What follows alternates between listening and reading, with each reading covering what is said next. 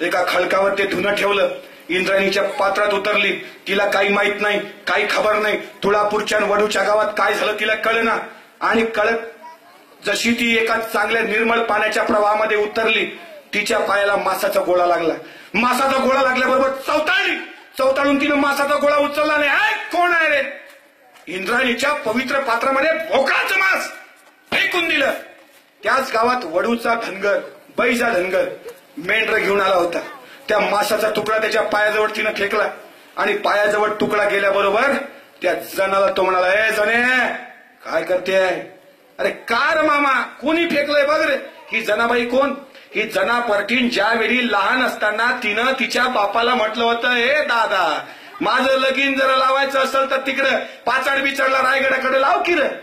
दादा म्हणला, कशाला ग येडे, इतक्या दूर कशाला लगीन रे तुझं? लगीन ग. त्यावेळी ती जना तिच्या बापाला म्हणाली, अरे दादा शिवाजीराजाचे पोवाडे आणि शिवाजीराजाच्या कथा गोंधळाच्या तोंडून लई ऐकल्या बघ. एकदा माझ्या परिटींच्या नशिबात असा योग येऊ दे का शिवाजी आणि संभाजीची राजवस्त्र धुण्याचा योग जर माझ्या जीवनात आला तर माझ्या जीवनाचं कल्याण होईल. लहानपणी जी जना आपल्या बापाशी बोलली ती जना वडूलाच दिली होती. तुळापूर तिचं गाव होतं. त्या पाण्यामध्ये ती उतरली. मासाचा गोळा हाताला लागला, फेकला. बैजा धनगराच्या पायाला पडला. बैजा धनगराला काय करते? अरे बोकडाचं मांस पण तरी इंद्रायणीत टाकलं ना मामा. बोकडाचं मांस नव्हतं, तुला माहित नव्हतं? काय झालं? अरे रात्री शिवाजीराजाचा राजपुत्र आलमगीर औरंगजेबानं कापून काढलाय. त्याचं मांस आहे आणि फतवा काढलाय. जो त्या प्रेताला शिवल त्याचे सुद्धा हाल.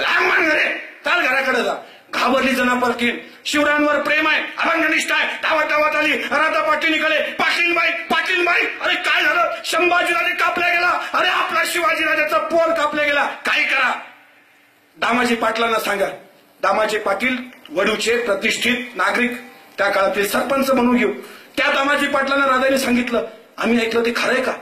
काल औरंगजेबाने आलमगीराने संभाजीराजाच्या प्रेताचे तुकडे करून इंद्रायणी बुडवले म्हणताय. हो, पण गुमान राहा, कोणी जर आवाज काढला तर त्याचे सुद्धा असे हाल केले जातील असा फतवा आहे.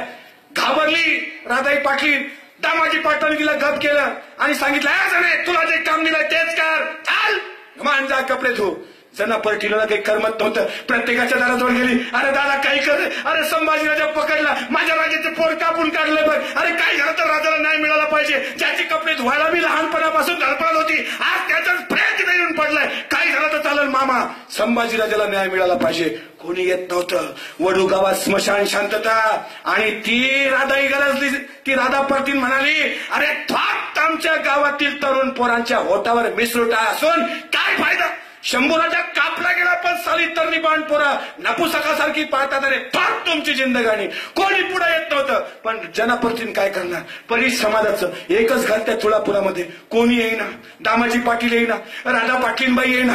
काही सुचत नाही. 2 दिवस झाले. तारीख निघाली 13 मार्च 1689. शंभूराजाचा प्रेत तसाच आहे. कोण दिल अग्नी, कोण दिल नाही. न्याय झाला पाहिजे. अग्नी दिला गेली पाहिजे. काहीतरी झालं पाहिजे. गावात गेली, दौंडी दिली, जागोजागी गेली, रडली, पाया लागली. कोणी येत नव्हतं. अशा वेळी महारवाड्यातली लोक जागी झाली. त्या महारवाड्यामध्ये राहणारा गोविंदा महार, ढगोजी मंगोजी ही पुढे आली. त्याने सांगितलंय, जना काळजी करू नका. या शिवाजी राजाच्या पालखीला खांदा आम्ही महारांनी दिलाय बघ. संभाजी राजा. अरे या संभाजीची तर बाताचा. संभाजी राजा आमच्या घरामध्ये आमच्याच घरच्या घोगऱ्या खाऊन आमच्याच घरी मोठा झालाय बघ. आणि त्या संभाजी राजाचं प्रेत पडत असताना नपुसकासारखा नाही जना. कोणी नसल तर चाल. ही महार तुझ्या सोबत आहेत. जना परतिनीच्या खांद्याला खांदा लावून ढगोजी मंगोजी आणि गोविंदा महार सगळी जण वडूची स्त्री शक्ती जागी केली. ज्याला जे जमाल ते घेऊन आली. सगळी लहान लहान मुलं धावली. कोणी साडी चोडी घरचं जे काही मिळालं ते घेऊन आले. रात्री 12 वाजता 13 मार्चला इंद्रायणीच्या पात्रामध्ये कोणाच्या हाती संभाजीराजाचा पंजा, कोणाच्या हाती कान, कोणाच्या हाती डोळ्याची बुबळा, कोणाच्या हाती पायाच्या कटोऱ्या, कोणाच्या हाती मासाची तुकडा, ती सगळी गोळा केली. त्याच वडूमध्ये गोरखनाथ बाबा त्यांच्याकडे ती गेली. त्यानं सांगितलं, बाबा संभाजीराजाच्या प्रेताला अग्नी द्यायचा. बाबा तू येऊन हे काम कर. आणि कोणी जागा देत नसताना छत्रपती संभाजीराजाला 13 मार्च 1689 बाणेदारपणे वडू बुद्रुक तुळापूरच्या महारवाड्यामध्ये त्या गावातल्या अस्पृश्य बांधवांनी बाणेदारपणे अग्नी दिला. संभाजी राजाची समाधी बांधली आणि हर हर महादेवाची गर्जना करून खऱ्या अर्थानं शंभूराजांना विनम्र अभिवादन केलं. त्या संभाजी राजांचा हा दैदिप्यमान इतिहास. अरे तुमच्या गळ्याला गाळगन पाठीला पडायचे योग्य आहे. तुम्हाला धर्मात नाही घेत काय झालं चालेल. बघा शेवटची संधी नाही मग आम्ही इंग्रजांकडून लढतो. लढा. 300 महार भीमा कोरेगाववरून उठले. वडबुद्रुक तुळापूरच्या संभाजीराजाच्या समाधीवर सिद्धनाथ महाराजच्या नेतृत्वात गेले. तिथं समशेरी ठेवल्या. हर हर महादेव. आणि 500 महारांनी 30,000 पेशवे 1 जानेवारी 1818 भीमा कोरेगावला चरत चरत चरत कापून काढले.